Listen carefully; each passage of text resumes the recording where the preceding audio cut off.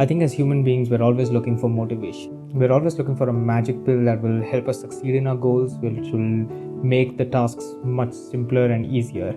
We're always distracted in terms of trying to find this magic pill. I mean, I for one am so distracted and infamously known in my friend circle as a chipmunk that the slightest pop of wind can just take me into a tangent, and it can take a huge amount of effort to reel me back into what I was talking about. I truly believe that if you have an end game in mind, then those distractions just disappear. The time just flies, but so do the distractions, and it basically becomes easy for us to accomplish our goal. I think the internet is filled with tons of these blogs, tutorials, motivational quotes of how to succeed and how to crush it and how to achieve your goals. Today in this video, I want to talk about what I truly believe are the 3 fundamental habits that you need to bring into your life in order to reach your goal, in order to have a more fulfilling journey to reach your end goal. The first thing that I want to talk to you about is morning routines. I think morning routines are overstated a lot, but underrated at the same time. I mean, routines have this negative connotations towards them. If you think about it, as Barney Stinson said so famously in How I Met Your Mother, routines is like the first syllable being routine, being in a rut. So why am I advocating routines if it sounds pretty legit? I mean, after all, in order to be successful and to reach your goals, you want to be away from a rut. I don't think morning routines are something that are the formula for success. What morning routines will do are instill 2 very distinct behaviors inside you. The first one is the sense of accomplishment.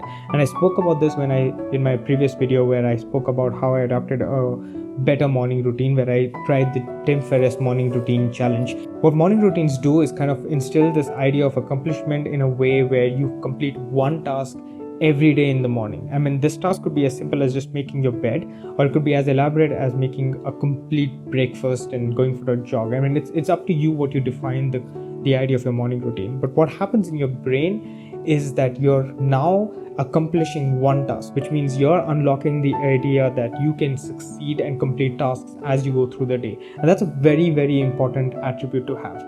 The second thing that morning routines do is build a sense of discipline. I mean, everybody can do things repetitively, but where discipline really shows is the idea that on days that you're lacking focus, the days that you're completely down and you don't understand the sense of direction and purpose that you're going with, it's those days push yourself to still have the morning routine where you still accomplish and do those tasks that you set out to do. Those are the days which kind of build this sort of self-discipline muscle memory, which is always going to constantly push you to go on irrespective of what the end outcome is or how you feel that moment. I think the morning routine is, as I said, not the formula to success, but it's a fundamental building block, because if you think about it, you're wiring up your brain to a sense of accomplishment and you being disciplined about it, which is very important if you think about other tasks that you want to do. The second thing that I want to talk to you about is journaling. I think journaling seems very overwhelming, especially when you Google how do you start journaling. You're going to be hit by thousands and thousands of tutorials and blogs about what's the right tools to use for journaling and what's the right pattern and what's the right format for journaling. But if in the simplistic way that you think about journaling, it is the idea of penning your thoughts, taking a piece of paper and writing down everything that's in your mind. What journaling is going to do is it's going to clear up your mind. You're suddenly not worried about those thousands of different things that you have to do, but you're going to clear up your mind so that you can focus on the one thing that's relevant today. And I think similar to morning routines, journaling brings in 2 distinct behaviors. The first thing is it builds a sense of prioritizing. I mean, you yourself know what's relevant to you, and so if you put every thought that you have in the morning or throughout your day in terms of all those side distractions that you have, and you take 15 minutes to dump that onto a piece of paper, you're freeing up your mind so that you can focus on the task that's at your hand. The second thing that journaling is going to do is bring focus. Now, if you think about it, you're basically removing distractions out of your mind. There's umpteen number of things that you have to do, and you're focusing on one thing because you're literally bringing your mental energy to work only on this one item.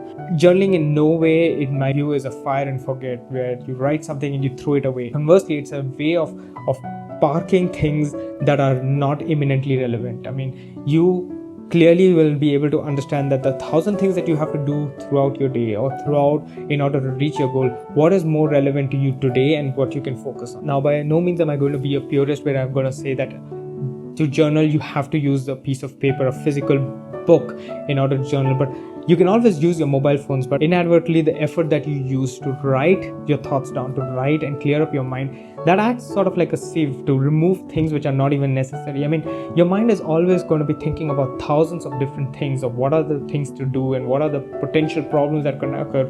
The idea of physically penning those thoughts down acts as a filter to remove away the rubbish, so that you now only have a limited set of clear agendas to work on. The third habit that I want to talk to you about which is bare essential, is the idea of decluttering. Like journaling, which declutters your mental space, you also need to learn to declutter your physical space. I mean, it doesn't really help if you have the idea of a focused checklist of things to do, but then your physical space is surrounded by a lot of tiny things that can still distract you and take you into tangents. Declutter can be done at multiple levels. It could be done at your desktop. You could declutter your workspace, or even your gear. I mean, everything that is a distraction needs to be removed.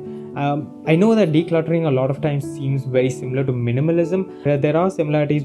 I feel the distinction being that minimalism is the idea of having less, bare minimum, whereas decluttering is the idea of organizing things so that they're better accessible. And similar to morning routines and journaling, what I feel declutter does is instills the idea of cleaner thinking, the ability to define, redefine, and refine through your thought process, so that you exactly know how you have to reach your goal and what is the best way to reach your goal. That is the most relevant thing that you can do. Remember, if you consider reaching your end goal as a journey, then all of the tools that I've spoken about, these habits of morning routine and journaling and decluttering, are tools that you use to basically figure out how do you reach there. None of these, in my view, are magic pills that solve your problem, but they are fundamental tools. Focus, discipline, prioritizing, clarity. These are all tools that you use if you consider not necessarily as mantras for success, but if you really think about it, they are the true embodiment of success. Remember, you yourself and you alone are the builder, the passenger, and the captain of the ship through the journey that's taking you to your end goal. And how you navigate through it, these are tools that are available for you to navigate it, and what you build is completely up to you. Now, having said that, I'll pass it on to you. I would love to hear your thoughts if there are other fundamental habits that you feel that need to be incorporated in your day-to-day life. And I'll see you in the next one. Cheers.